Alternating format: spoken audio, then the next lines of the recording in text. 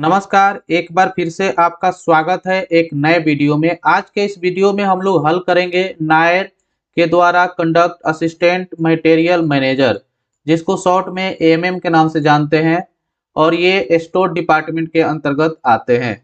इससे पहले हम लोगों ने 17 मार्च 2024 यानी कि ये भी पेपर जो है 17 मार्च 2024 को 70% कोटा के तहत जो है आयोजित किया गया था। इसी दिन जो है एओएम असिस्टेंट ऑपरेशंस मैनेजर और एसीएम असिस्टेंट कमर्शियल मैनेजर का पेपर भी हुआ था, जिस क्वेश्चन पेपर को हमने हल कर दिया है। और इन दोनों का वीडियो जो है डिस्क्रिप्शन लिंक में दिया गया है। आपने अभी तक अगर उन वीडियो को नहीं देखे हैं तो आप जाकर उस वीडियो को देख लें, क्योंकि इस पेपर में भी हम लोगों ने इन 70% क्वेश्चन पेपर के अंतर्गत जो कुल 110 प्रश्न पूछे जाते हैं, जिसमें से 70 प्रश्न जो होता है वह प्रोफेशनल सब्जेक्ट से होता है। 30 प्रश्न जो होता है इसमें इस्टेब्लिशमेंट और फाइनेंशियल का प्रश्न होता है, और जो 10 प्रश्न होता है ये होता है राजभाषा से संबंधित प्रश्न। 10 प्रश्न राजभाषा का जो होता है वो ऑप्शनल होता है। तो हम लोगों ने इन दोनों क्वेश्चन पेपर एओएम और एसीएम को जो हल किए हैं, जो वीडियो बनाए हैं, इसमें हम लोग 40 प्रश्न को यानी कि इस्टेब्लिशमेंट, फाइनेंशियल और राजभाषा का जो सेक्शन है उन सभी प्रश्नों को विस्तार से हल किया है। तो आप अभी तक उस वीडियो को नहीं देखे हैं तो प्लीज उस वीडियो को देख लें। और हम लोग आगे भी इसी तरह से एएमएम और इसके बाद जो एएमई और जो एई और एडीएसटी का जो क्वेश्चन पेपर है हम लोग हल करेंगे। तो आपने अभी तक इस चैनल को सब्सक्राइब नहीं किए हैं तो प्लीज सब्सक्राइब कर लीजिए, क्योंकि आपको जो 70% और 30% के तहत जो ग्रुप बी का एग्जाम होता है, या रेलवे में आप किसी भी डिपार्टमेंटल एग्जाम की तैयारी कर रहे हैं, चाहे वो असिस्टेंट कर रहे हैं, तो ये वीडियो आपके लिए काफी महत्वपूर्ण होने वाला है। तो चलिए वीडियो को शुरू करते हैं। आज हम लोग इस क्वेश्चन पेपर का जो 70% क्वेश्चन यानी 70 प्रश्न प्रोफेशनल होता है उसको हम लोग हल नहीं करेंगे। हम लोग हल करेंगे इस्टेब्लिशमेंट, फाइनेंशियल और राजभाषा। यानी कि आप किसी भी ग्रुप बी के पद का तैयारी कर रहे हैं तो ये वीडियो आपके लिए काफी महत्वपूर्ण है, क्योंकि सभी पेपर में जो है इस्टेब्लिशमेंट, फाइनेंशियल और राजभाषा संबंधित प्रश्न पूछे जाते हैं। और अंत में अगर आपको ये क्वेश्चन पेपर चाहिए तो आप कमेंट बॉक्स में कमेंट करें और अपना व्हाट्सएप नंबर शेयर करें। मैं आपके व्हाट्सएप नंबर पे ये क्वेश्चन पेपर का पीडीएफ जो है सेंड कर दूंगा। तो चलिए वीडियो शुरू करते हैं। आज का पहला प्रश्न रहेगा जो राजभाषा सेक्शन से है, केंद्रीय हिंदी समिति का अध्यक्ष कौन है? यानी कि केंद्रीय हिंदी समिति का अध्यक्ष कौन होते हैं? तो देखिए काफी महत्वपूर्ण प्रश्न है। इसका जो आंसर होगा वो हम लोग पहले आंसर जान लेते हैं। इसका आंसर होगा प्राइम मिनिस्टर यानी कि प्रधानमंत्री। और अगर पूछा जाए कि केंद्रीय हिंदी समिति का उपाध्यक्ष कौन होते हैं तो ये हो जाएगा गृह मंत्री। तो आप दोनों क्वेश्चन याद कर लेंगे। अगर अध्यक्ष पूछा जाए तो ये हो जाएंगे प्रधानमंत्री, और उपाध्यक्ष पूछा जाए तो गृह मंत्री। और अगर पूछा जाए कि इनका कार्यकाल क्या होता है, यानी केंद्रीय हिंदी समिति का जो कार्यकाल है वह कितने दिनों का होता है, तो ये होता है 3 वर्ष। 3 वर्ष के बाद जो है इसका फिर से पुनर्गठन किया जाता है, और इसमें कुल सदस्य जो होते हैं वह 41 होते हैं। यानी केंद्रीय हिंदी समिति का जो अध्यक्ष होते हैं। अगला प्रश्न हम लोग देखते हैं, प्रश्न संख्या 72, राजभाषा अधिनियम 1963 की धारा 3 किस तिथि से प्रभावी हुई? तो सबसे पहले हम लोग देखते हैं कि राजभाषा जो अधिनियम है वर्ष 1963 में लागू किया गया था। इसका जो धारा 3 है वो किस तिथि से प्रभावी यानी किस तिथि को लागू किया गया था? तो इसका राइट आंसर हो जाएगा 26 जनवरी 1965 ईस्वी को। ऑप्शन नंबर 2 सही है। अब हम लोग समझते हैं कि जो राजभाषा अधिनियम है, राजभाषा अधिनियम कब लागू किया गया था? तो ये हुआ था 10 मई 1963 को। राजभाषा अगर अधिनियम किस तिथि को लागू हुआ तो इसका राइट आंसर हो जाएगा 10 मई 1963। और एक होता है राजभाषा नियम। तो राजभाषा नियम जो है वो कब लागू हुआ? तो वर्ष 1976। राजभाषा नियम के तहत ही पूरे भारत के जितने भी राज्य है उसको 3 भागों में बांटा गया है, यानी 3 क्षेत्र में, क्षेत्र क, क्षेत्र ख और क्षेत्र ग। तो आप याद कर लेंगे कि राजभाषा अधिनियम, अधिनियम यानी एक्ट पूछा जाए तो 10 मई 1963, और अगर राजभाषा नियम यानी रूल पूछा जाए तो वो 1976 में। और भारत के सभी राज्यों को किसके तहत 3 क्षेत्रों में बांटा गया है, तो राजभाषा नियम के तहत वर्ष 1976 के अनुसार बांटा गया है। प्रश्न संख्या है 73, यानी आज का तीसरा प्रश्न। संविधान की 8वीं अनुसूची में कितनी भाषाएं शामिल है? जो संविधान का 8वीं अनुसूची है उसमें कितनी भाषाएं शामिल है, तो इसका राइट आंसर पहले हो जाएगा ऑप्शन नंबर 3, यानी कि 22 भाषा शामिल है। तो आप याद कर लेंगे कि 8वीं अनुसूची में कुल जो है 22 भाषा शामिल है। और इसमें प्रश्न पूछता है कि 8वीं अनुसूची में कौन से विदेशी भाषा शामिल है, तो इसका जो राइट आंसर हो जाएगा नेपाली, यानी मात्र एक नेपाली ही ऐसा भाषा विदेशी है जो 8वीं अनुसूची यानी 22 भाषा में जो है वो शामिल है। नेक्स्ट प्रश्न हम लोग देखते हैं। 74। संविधान ने किस तिथि को हिंदी को संघ की राजभाषा के रूप में स्वीकार किया? यानी कि हिंदी जो है किस तिथि को राजभाषा के रूप में लागू किया गया, तो इसका राइट आंसर हो जाएगा 14 सितंबर 1949 ईस्वी को जो है हिंदी को संघ के द्वारा राजभाषा के रूप में स्वीकार किया गया।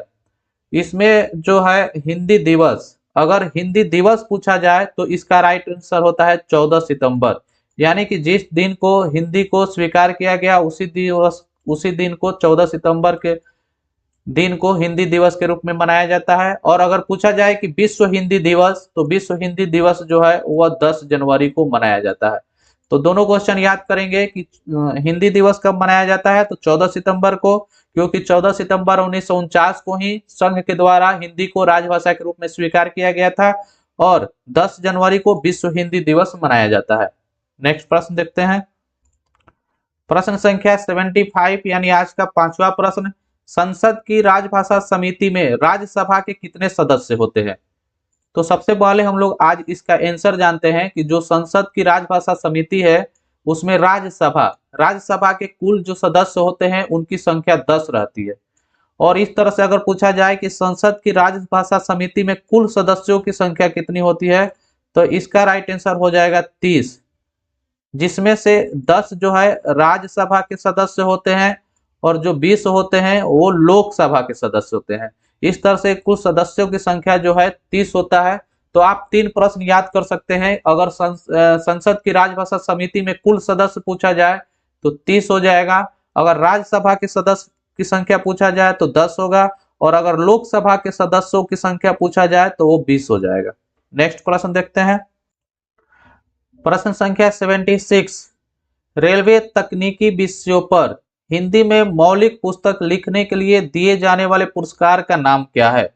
देखिए, रेलवे में अगर आप टेक्निकल रेलवे सब्जेक्ट पर कोई बुक लिखते हैं तो उसके लिए आपको रेलवे के द्वारा पुरस्कार दिया जाता है।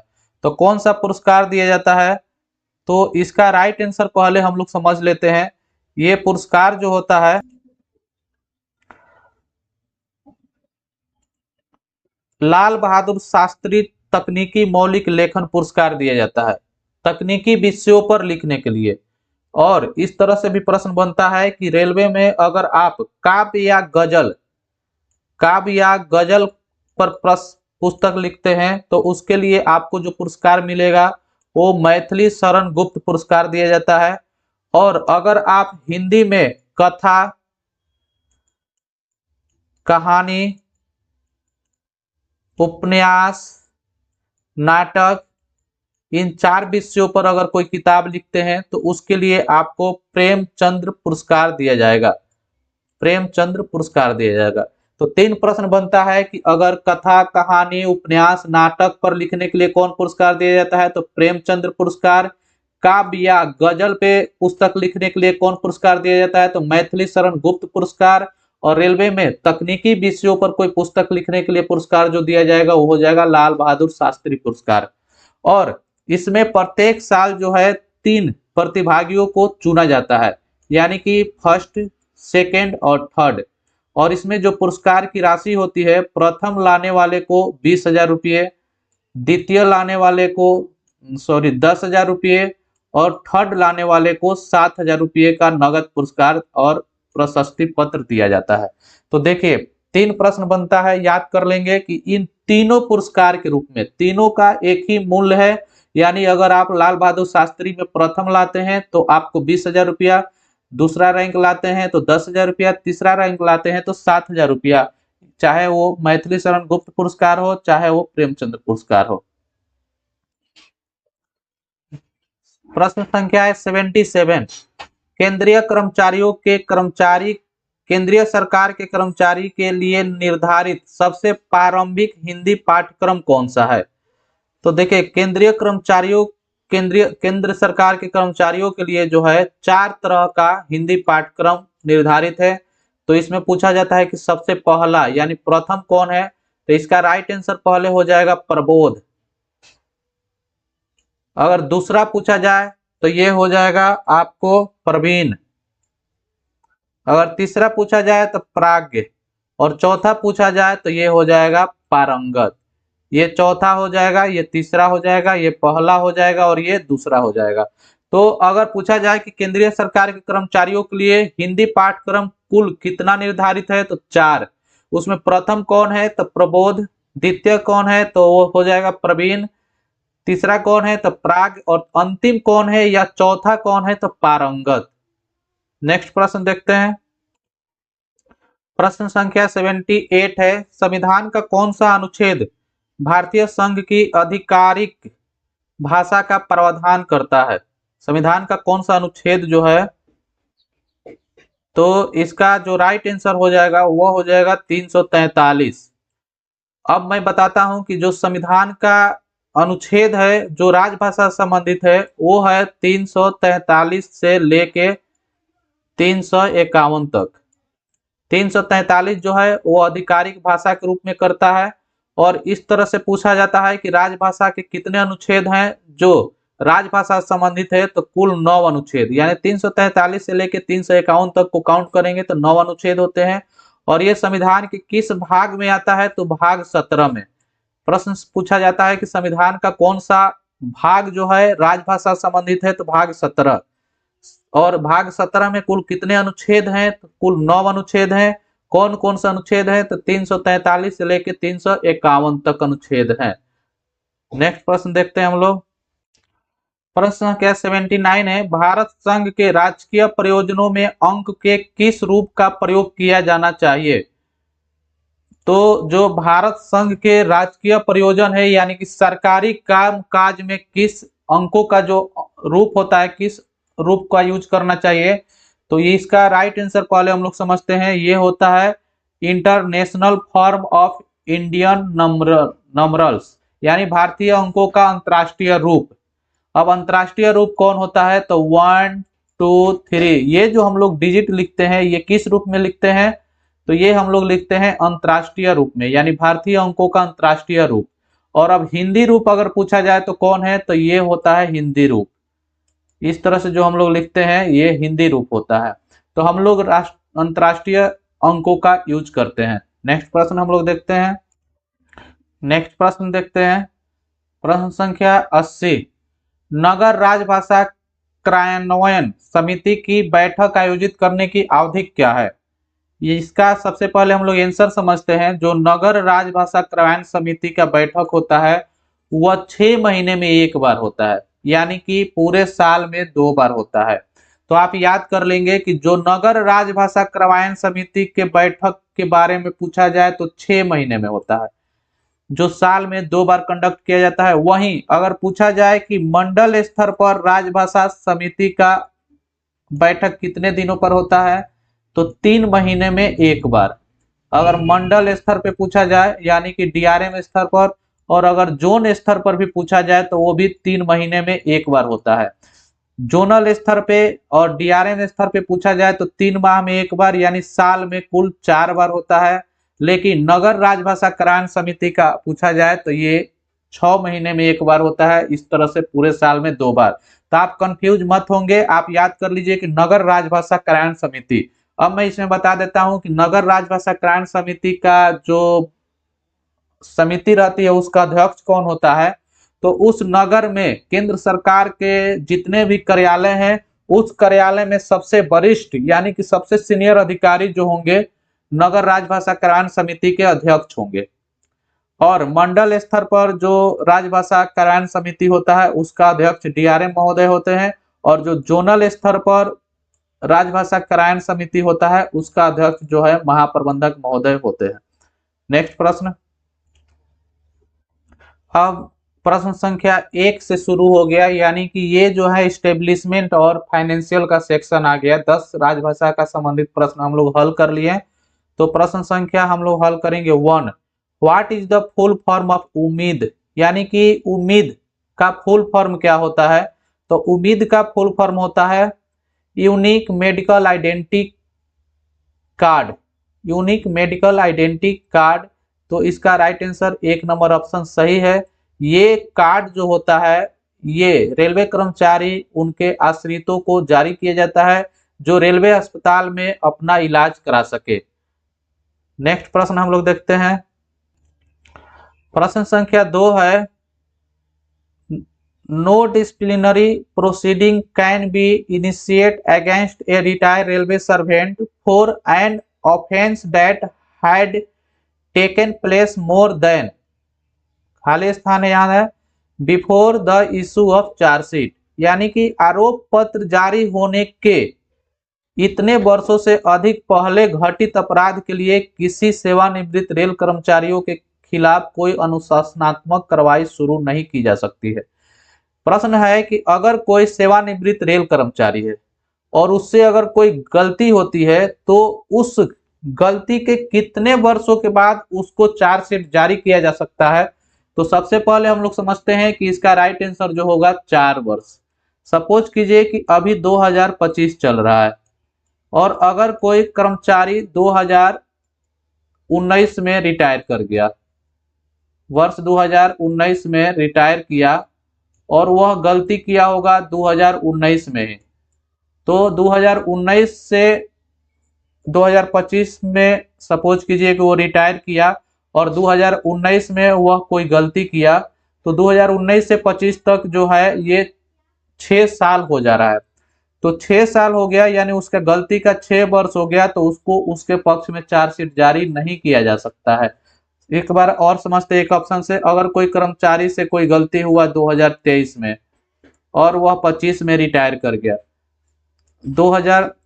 एक एग्जांपल हम लोग समझते हैं कि अगर कोई कर्मचारी 2023 में रिटायर कर जाता है और कोई गलती वह किया था 2017 में, तो 2017 में वह कोई गलती किया और 23 में रिटायर कर गया और अभी पता चलता है उसके गलती का, तो हम लोग 2023 से 4 साल काउंट नहीं करेंगे, जो गलती हुआ है उस तिथि से 4 साल काउंट करेंगे। यानी 2017 में गलती किया था तो 2017 से अभी हम लोग काउंट करेंगे, तो काफी समय 8 साल हो जा रहा है, इसलिए उसके पक्ष में चार्जशीट जारी नहीं होगा। तो सीधा सा फंडा है कि जो सेवानिवृत्त कर्मचारी हैं उनको चार्जशीट देना है तो उनकी गलती की तिथि देखा जाएगा, न कि उनके रिटायर की तिथि। अगर अभी कोई कर्मचारी 2025 में रिटायर कर गया और गलती किया है 2020 में, तो 25 उस गलती के लिए 2020 से काउंट किया जाएगा 4 साल, तो 5 साल हो जा रहा है, इसलिए उसको चार्जशीट नहीं दिया जाएगा। नेक्स्ट प्रश्न देखते हैं। प्रश्न संख्या 3 है एक नया रेलवे कर्मचारी जो सार्वजनिक छुट्टियों का लाभ उठाता हो 1 अक्टूबर 2023 को सेवा में शामिल होता है, वह वर्ष 2023 के शेष वर्ष के लिए कितने दिनों की आकस्मिक छुट्टी का हकदार होगा? A new railway employee who avail public holiday, यानी कि वह पब्लिक हॉलीडे का यूज करने वाला कर्मचारी है जो ज्वाइन सर्विस ऑन 1 अक्टूबर 2023, जो 1 अक्टूबर 2023 को नौकरी ज्वाइन करता है।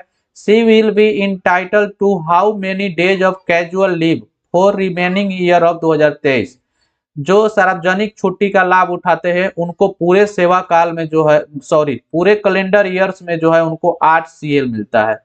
जैसे डीआरएम ऑफिस के जो कर्मचारी होते हैं या ऑफिस के जो कर्मचारी होते हैं उनको जो है पब्लिक हॉलीडे का लाभ उठाते हैं, जिनको 8 CL एक कैलेंडर वर्ष में मिलता है। और इसका नियम है कि अगर कोई कर्मचारी किसी भी कैलेंडर मंथ के महीने में वह ज्वाइनिंग करता है तो उसका पूरा CL लेने का हकदार है। तो ये 1 अक्टूबर 2023 को ज्वाइनिंग किया है तो भी उसको फुल सीएल ही मिलेगा। अगर कोई लाइन कर्मचारी भी रहता जिसको 10 सीएल मिलता है कैलेंडर वर्ष में, वो भी 1 अक्टूबर 2023 को ज्वाइनिंग किया है, उसको भी 10 सीएल मिलेगा। लेकिन एलएपी के मामला में वैसा नहीं है, क्योंकि एक कैलेंडर वर्ष में एक कर्मचारी को 30 एलएपी मिलता है। तो अगर कोई कर्मचारी 1 अक्टूबर 2023 को ज्वाइनिंग करता है तो उसको 30 एलएपी नहीं मिलेगा।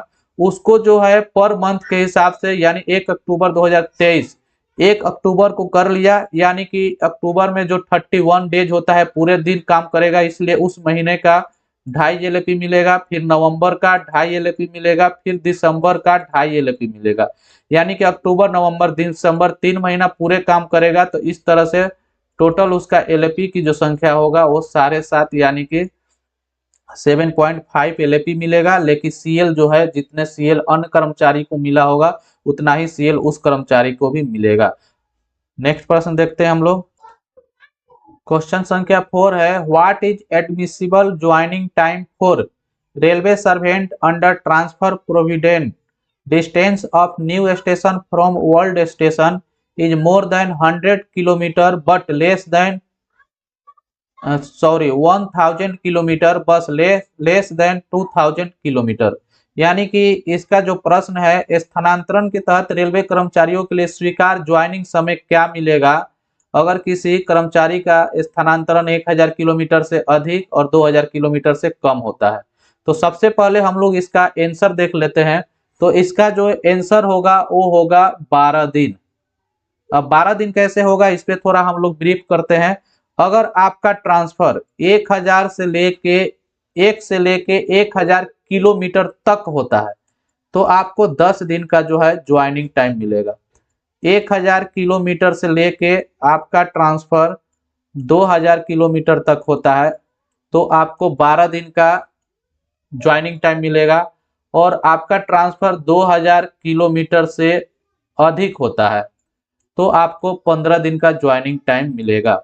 लेकिन अगर आपका ट्रांसफर 2000 किलोमीटर से अधिक होता है और उसमें आप हवाई यात्रा से यात्रा करते हैं तो आपको जो ज्वाइनिंग टाइम होगा वो 12 दिन का मिलेगा। लेकिन जो हवाई यात्रा का ऑप्शन दिया गया है वह गैजेटेड अधिकारियों को दिया गया है, जो एसएजी रैंक के अधिकारी होते हैं, यानी सीनियर एडमिनिस्ट्रेटिव ग्रेड के जो अधिकारी होते हैं, जो डीआरएम वगैरह, डीआरएम से ऊपर रैंक के अधिकारी होंगे, वो भी वही हवाई यात्रा से यात्रा कर सकते हैं। गैजेटेड नॉन गैजेटेड अधिकारी कर्मचारियों को हवाई यात्रा से यात्रा करने का परमिशन नहीं दिया गया है। तो याद कर लेंगे, ज्वाइनिंग टाइम 1 से लेके 1000 किलोमीटर तक रहे तो 10 दिन का, 1000 किलोमीटर से ज्यादा परंतु 2000 किलोमीटर तक तो 12 दिन का, और 2001 किलोमीटर भी हो जाएगा तो 15 दिन का ज्वाइनिंग टाइम मिलेगा। और हवाई यात्रा शामिल रहे, अगर 2000 किलोमीटर से अधिक होगा तभी हवाई यात्रा का ऑप्शन दिया जाएगा, जिसमें 12 दिन का ज्वाइनिंग टाइम दिया जाता है। नेक्स्ट प्रश्न देखते हैं। प्रश्न संख्या 5 है, सूचना का अधिकार अधिनियम 2005 के अंतर्गत आवेदक से सूचना प्राप्त करने हेतु आवेदन प्राप्त होने पर लोक सूचना अधिकारी कितने दिनों में आवेदक को सूचना उपलब्ध कराएंगे। यानी कि आरटीआई के तहत जो कोई कर्मचारी सूचना मांगता है या कोई भी व्यक्ति सूचना मांगता है तो उसको मैक्सिमम कितने दिन के अंदर उसको सूचना उपलब्ध करा देना है। तो इसका राइट आंसर जो हो जाएगा 30 दिन। और जो अपील होता है आरटीआई के तहत वो होता है 45 डेज। 45 डेज के बाद जो है वो अपील कर सकता है। नेक्स्ट प्रश्न संख्या 6 है, the interest of house building allowance, यानी जिसको शॉर्ट में एचबीए के नाम से जानते हैं, is recover in maximum installment, यानी कितने इंस्टॉलमेंट में जो है सिर्फ इंटरेस्ट को वसूला जाएगा। यानी कि गृह निर्माण अग्रिम का ब्याज अधिकतम कितने किस्तों में वसूल किया जाएगा। तो जो एचबीए होता है वह किसी कर्मचारी को मकान बनाने के लिए एडवांस दिया जाता है, या जमीन खरीद कर मकान बनाने के लिए एडवांस दिया जाता है, या बना बनाया मकान खरीदने के लिए भी एडवांस दिया जाता है। अब एडवांस जो दिया जाता है उस पर ब्याज लगता है, तो उस ब्याज को कितने किस्तों में वसूल किया जाएगा। तो जो ब्याज होगा उसको 60 किस्त में वसूल किया जाता है। सबसे पहले तो आंसर इसका 60 हो जाएगा, यानी कि 5 वर्ष में। यहाँ पे सिर्फ ब्याज की बात हो रही है। और जो प्रिंसिपल बचेगा मूलधन, मूलधन को जो है 180 किस्तों में, यानी मैक्सिमम 180 किस्त, यानी कि 15 साल में वसूल किया जाता है। और अगर पूछे कि ब्याज और मूलधन को मैक्सिमम कितने किस्तों में वसूल किया जाता है, तो वो हो जाएगा 240 किस्त, यानी कि 60 किस्त ब्याज को वसूल किया जाता है, 180 किस्त मूलधन को, तो दोनों को मिलाएंगे तो 240 किस्त, यानी कि 20 वर्ष में। नेक्स्ट प्रश्न हम लोग देखते हैं। प्रश्न संख्या 7 है, period of appeal under discipline and appeal rule, यानी डीएआर के अंतर्गत जो है कितने दिनों के अंदर आप अपील कर सकते हैं। तो इसका राइट आंसर हो जाएगा 45 दिन। 45 दिन के बाद जो है आप अपील कर सकते हैं। नेक्स्ट प्रश्न देखते हैं हम लोग। प्रश्न संख्या 8 है, which is the standard form, यानी SF form use for suspension. Standard form को शॉर्ट में हम लोग एसएफ के नाम से जानते हैं। तो इस किस स्टैंडर्ड फॉर्म का यूज जो है सस्पेंशन करने के लिए किया जाता है, यानी निलंबन के लिए प्रयुक्त मानक प्रपत्र कौन सा है। तो सबसे पहले हम लोग इसका आंसर जान लेते हैं। इसका राइट आंसर हो जाएगा SF1। अगर किसी कर्मचारी को सस्पेंड करना है तो SF1 फॉर्म का यूज करते हैं। SF2 फॉर्म का यूज जो है डीम्ड सस्पेंशन के लिए किया जाता है। अब डीम्ड सस्पेंशन क्या होता है, अगर कोई कर्मचारी किसी कारावास में या जेल में 48 आवर से ज्यादा घंटों से बंद है, तो उसको SF1 फॉर्म से नहीं सस्पेंड करेंगे, उसको SF2 से करेंगे, यानी डीम्ड सस्पेंशन। SF4 क्या होता है, तो सस्पेंशन को खत्म किया जाता है। SF4 फॉर्म जो होता है यह सस्पेंशन को खत्म किया जाता है, यानी रिवोकेशन ऑफ सस्पेंशन। SF5 जो होता है ये होता है मेजर चार्जशीट देने के लिए, यानी अगर किसी कर्मचारी को चार्जशीट देना है तो SF5 फॉर्म का यूज किया जाता है। अब एक बीच में छूट रहा है SF3। तो SF3 फॉर्म का जो यूज होता है वह सस्पेंशन कर्मचारी, जो सस्पेंड कर्मचारी होता है वह SF3 फॉर्म को भरता है, जिसमें वह लिखता है कि मैं इस निलंबन अवधि में कहीं अन्य जगह रोजगार नहीं कर रहा हूं, ताकि मुझे जो है वह अलाउंस दिया जा सके। जो सस्पेंशन पीरियड में जो है 50% जो है आपका जितना वेतन था उसका 50% जो है अलाउंस के रूप में आपको दिया जाता है, जब आप SF3 फॉर्म भर कर देंगे तो। नेक्स्ट प्रश्न, प्रश्न संख्या है 9, the online platform create exclusively for airing suggestion and grievance by the railway pensioner and for solving the pension related issue is called, यानी कि रेलवे पेंशन भोगियों द्वारा सुझाव और शिकायतों को प्रसारित करने और पेंशन संबंधित मुद्दों को हल करने के लिए विशेष रूप से बनाए गए ऑनलाइन प्लेटफॉर्म को क्या कहा जाता है। तो सबसे पहले हम लोग इसका आंसर जान लेते हैं। इसका राइट आंसर हो जाएगा अर्पण। अर्पण जो होता है, अर्पण के माध्यम से ही रेलवे कर्मचारियों का जो पीपीओ होता है, यानी रिटायर्ड रेलवे कर्मचारियों का जो पीपीओ होता है वह अर्पण वेबसाइट पे ही जारी किया जाता है। तो इतना आप याद कर लेंगे कि जो अर्पण है वह रिटायर्ड रेलवे कर्मचारियों से संबंधित है, जिसका फुल फॉर्म होता है advance railway pension access network system, sorry system नहीं, advance railway pension access network. अब इसमें हम लोग समझते हैं HRMS। HRMS जो होता है, अभी रेलवे कर्मचारियों को बहुत सारा मॉड्यूल HRMS के माध्यम से शुरू हो गया है, जिसका फुल फॉर्म होता है ह्यूमन रिसोर्स मैनेजमेंट सिस्टम, जिसके माध्यम से पास जारी हो रहा है, लीव जारी हो रहा है, अवार्ड मॉड्यूल हो गया है, इसमें जो ट्रांसफर मॉड्यूल हो गया है, बहुत सारा मॉड्यूल जो है HRMS में स्टार्ट हो गया है। आई पास क्या होता है, तो जो आई पास होता है वह रेलवे कर्मचारियों का जो पेंशन दिए, सॉरी रेलवे कर्मचारियों का जो पेमेंट किया जाता है वह आई पास के माध्यम से ही किया जाता है। आई पास का जो फुल फॉर्म होता है वह होता है integrated payroll and accounting system. अब हम लोग समझते हैं सीपी ग्राम। सीपी ग्राम जो होता है ये स्पेशल रेलवे कर्मचारियों के लिए नहीं है, ये पूरे सेंट्रल गवर्नमेंट के जितने भी कर्मचारी हैं उन पे लागू होता है। इस सीपी ग्राम जो है एक ग्रीवांस पोर्टल है जिसका फुल फॉर्म होता है centralize public grievance redress and monitoring system, जो कोई भी कर्मचारी अपने सेवा से संबंधित जो है कोई ग्रीवांस डाल सकता है। नेक्स्ट प्रश्न देखते हैं। प्रश्न संख्या 10 है, what is the full form of PREM. PREM जो होता है इसका फुल फॉर्म होता है participation of railway employees in management. तो ऑप्शन हम लोग देख लेते हैं कहाँ है, तो यहाँ पे है participation of railway employees in management. तो ऑप्शन नंबर 3 जो है इसका राइट आंसर हो जाएगा।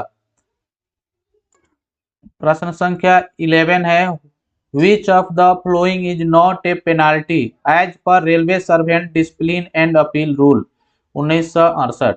यानी कि निम्नलिखित में कौन सा रेलवे सेवक अनुशासन अपील नियम DAR नियम 1968 के अनुसार जुर्माना नहीं है। तो सबसे पहले हम लोग इसको आंसर देख लेते हैं। जो सेंसर होता है ये सबसे छोटा जुर्माना है, यानी कि 1 नंबर की पेनाल्टी है और ये माइनर पेनाल्टी के अंतर्गत आता है। With holding of increment, increment जो होता है इंक्रीमेंट को रोकना, यह भी एक माइनर पेनाल्टी होता है और ये भी माइनर पेनाल्टी के अंतर्गत आता है। रिकॉर्डेड वार्निंग, यानी कि वार्निंग किसी प्रकार का भी वार्निंग, चाहे वह मौखिक वार्निंग हो या लिखित वार्निंग हो, वह कोई DAR नियम के तहत पेनाल्टी नहीं होता है। तो इसका राइट आंसर हो जाएगा ऑप्शन नंबर 3। प्रश्न संख्या 12 है, निम्नलिखित में कौन सा रेलवे सेवा आचरण नियम का नियम 3.1 है। यानी विच of the following is rule 33(1) of the railway service conduct rule. Railway service conduct rule के नियम 3.1 के अंतर्गत इसमें से कौन सा आता है।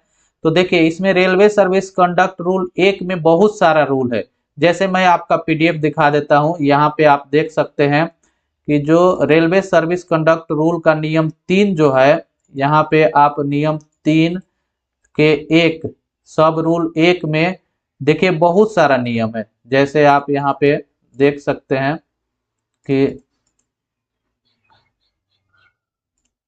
3 में जो है टोटल कितने सब रूल है, तो यहाँ पे 21 सब रूल है जो अलग अलग सब रूल है, इसलिए इसमें से कोई भी करेक्ट आंसर नहीं हो सकता है। इसलिए इसका करेक्ट आंसर को आयोग के द्वारा यानी नायर के द्वारा भी डिलीट कर दिया गया है। तो इसमें कोई करेक्ट आंसर नहीं है। नेक्स्ट प्रश्न हम लोग देखते हैं। नेक्स्ट प्रश्न है, in reference to discipline and appeal rule 1968 inquiry is not mandatory under rule. जो अनुशासन और अपील नियम 1968 के संदर्भ में किस नियम के तहत जो है पूछताछ करने की आवश्यकता नहीं है और उसको डायरेक्ट रिमूव डिसमिस किया जा सकता है। तो देखिए DAR के तहत नियम है कि अगर किसी भी कर्मचारी को मेजर पेनाल्टी देना है जिसके अंतर्गत रिमूव डिसमिस करना है, तो आपको उससे पहले पूरी तरीके से उस कर्मचारी को चांस देना होगा, यानी पूछताछ करना होगा। लेकिन एक ऐसा भी नियम है जो नियम 14(2) है।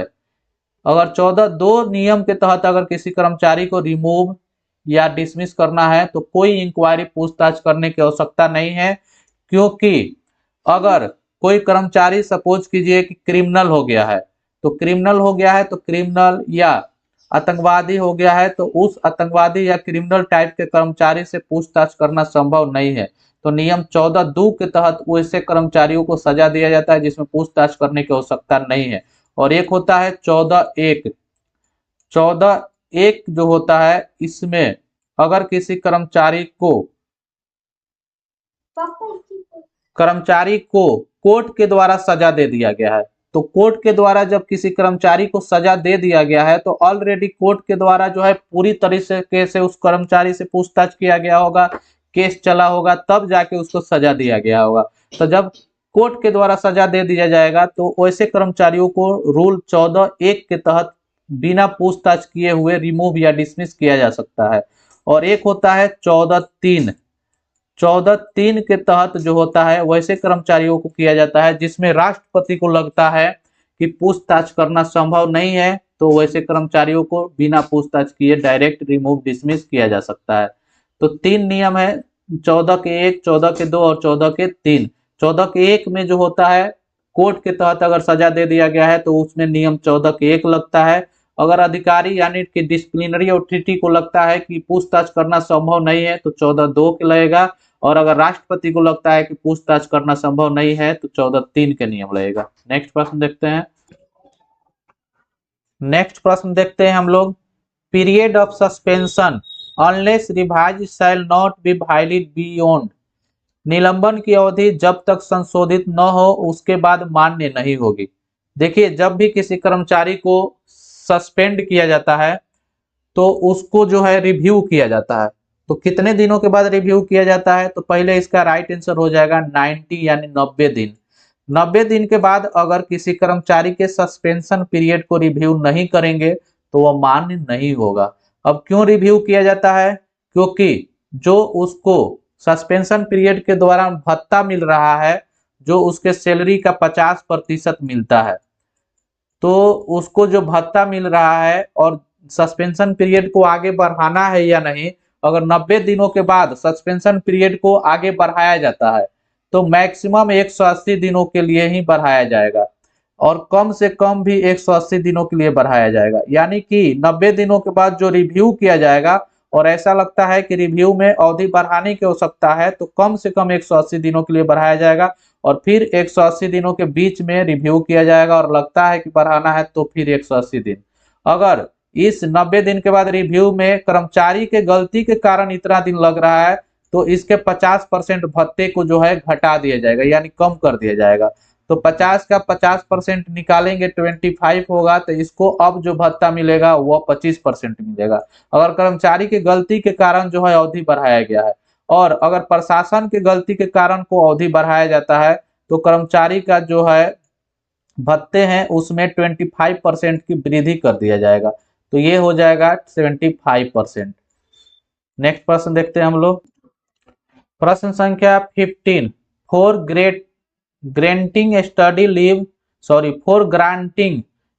Leave to any employee he should have complete at least years of service. यानी किसी भी कर्मचारी को अध्ययन अवकाश देने के लिए उसे कम से कम कितने वर्ष की सेवा पूरी करनी होगी?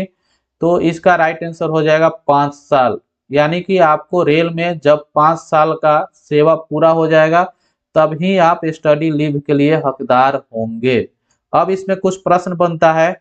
आपको नॉन गैजेटेड अगर कोई कर्मचारी है तो उसको एक बार में जो है 12 माह का स्टडी लीव स्वीकृत किया जा सकता है, और पूरे सेवा काल में जो है उसको 24 माह का स्टडी लीव स्वीकृत किया जाता है। यानी एक बार में 12 माह और पूरे सेवा काल में 24 माह यानी कि 2 वर्ष। और अगर इसके साथ कंबाइंड करके अन्य लीव ले रहा है तो उसको मैक्सिमम 28 महीनों के लिए लीव स्वीकृत किया जा सकता है। लेकिन अगर रेलवे के कोई डॉक्टर हैं तो उनको पीजी के डिग्री करने के लिए यानी पोस्ट ग्रेजुएट करने के लिए पूरे सेवा काल में 36 महीने का स्टडी लीव स्वीकृत किया जा सकता है। प्रश्न संख्या है 16। When final modification estimate is usually prepare, यानी कि अंतिम संशोधन अनुमान आमतौर पर कब तैयार किया जाता है? तो इसका राइट आंसर हो जाएगा फरवरी मार्च। अब थोड़ा सा जल्दी जल्दी क्वेश्चन करेंगे हम लोग क्योंकि काफी लंबा वीडियो हो रहा है। नेक्स्ट प्रश्न देखते हैं। प्रश्न संख्या 17 है। Expenditure for replacement of over age track is generally charge to which fund, यानी कि अधिक पुराने ट्रैक को बदलने का खर्च आमतौर पर किस फंड से वसूला जाता है? तो इसका राइट आंसर जो हो जाएगा वो हो जाएगा depreciation reserve fund. Option number 3 जो है इसका राइट आंसर है। नेक्स्ट प्रश्न। प्रश्न संख्या 19 है। Percentage of working expenses to gross earning show in railway budget is known as, railway budget में दिखाए गए सकल कमाई में से कार्य व्यय का प्रतिशत कहा जाता है? तो इसका राइट आंसर हो जाएगा ऑपरेटिंग रेशियो। देखिए, जो रेलवे में कमीनी होता है उसको परिचालन अनुपात के नाम से जानते हैं, जिसको ऑपरेटिंग रेशियो कहा जाता है। नेक्स्ट प्रश्न देख। प्रश्न संख्या 20 है। What is the full form of RRSK? RSK का फुल फॉर्म क्या होता है? तो इसका राइट आंसर होता है राष्ट्रीय रेल संरक्षा कोष। ऑप्शन नंबर 4 नंबर सही है, राष्ट्रीय रेल संरक्षा कोष। प्रश्न संख्या 21 है, the report of the controller and auditor general of India is present to the parliament in and it is taken for consideration by the blank of parliament. यानी भारत के नियंत्रक एवं महालेखा परीक्षक की रिपोर्ट संसद में प्रस्तुत की जाती है और इसे संसद के किसके द्वारा विचार में लिए जाता है? तो इसका जो राइट आंसर होगा वो हो जाएगा public account committee. Option number 4 जो है वो राइट आंसर होगा, जिसको हिंदी में लोक लेखा समिति के नाम से जानते हैं। यहाँ भी correct answer public accounts committee दिया हुआ है। प्रश्न संख्या है 22, कृपया बजट पर निम्नलिखित कथन पढ़े और टिप्पणी करें कि कौन सा आंसर सही है। तो इस क्वेश्चन का हम लोग आंसर देख लेते हैं, थोड़ा सा लंबा क्वेश्चन है। तो इनमें कोई भी ऑप्शन सही नहीं है, तो इसका राइट आंसर जो है हो जाएगा ऑप्शन नंबर 4। प्रश्न संख्या है 23, what does abbreviation I pass standard. अभी मैंने आई पास का फुल फॉर्म बताया था, जिसका फुल फॉर्म होता है इंटीग्रेटेड पेमेंट, पेमेंट नहीं होता है, पेरोल होता है, integrated payroll and accounting system. अभी हम लोग का जो वेतन मिलता है इसी मॉड्यूल के माध्यम से मिलता है, यानी इसी वेबसाइट के माध्यम से हम लोग का पेमेंट बनाया जाता है, जो अकाउंट्स डिपार्टमेंट के अंतर्गत आता है। प्रश्न संख्या 24 है, भारतीय संविधान के अनुच्छेद 266 के अनुसार भारत सरकार का सारा राजस्व किस निधि में प्रवाहित होता है? तो इसका राइट आंसर जो हो जाएगा भारत का संचित निधि, यानी कि कंसोलिडेटेड फंड ऑफ इंडिया।